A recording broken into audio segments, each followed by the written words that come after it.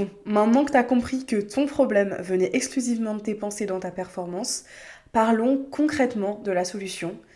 Apprenons à reprogrammer ton cerveau. Ton cerveau, c'est comme un muscle. Ce que tu lui répètes, il le croit. Si tu t'entraînes à te dire je suis nul, je n'y arriverai jamais, tu vas finir par vivre cette situation. Mais si tu changes le script, tu changes ta réalité. Et non, ce n'est pas du positivisme magique. C'est de la neuroplasticité, c'est scientifique. Ton cerveau se régénère avec l'entraînement. Et donc, on va bosser sur 3 leviers. Ton discours interne, ton focus et ta capacité à récupérer. Ce qui signifie que tu dois apprendre à identifier les pensées négatives lorsqu'elles arrivent.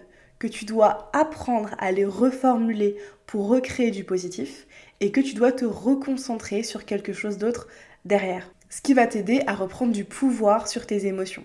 Comme je te l'ai expliqué en partie 1, tes pensées influencent tes émotions qui influencent tes performances. Si tu penses négativement, tu auras une émotion négative derrière. Donc fais attention à tes pensées ou à tes émotions.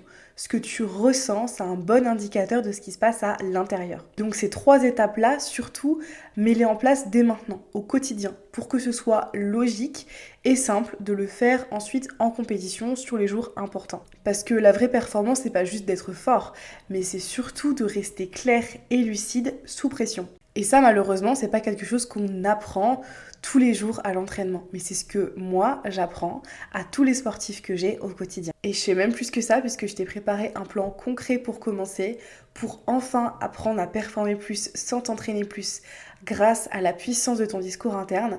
Pour pouvoir y accéder, je te propose directement de commenter mental en commentaire ou de m'écrire en message privé.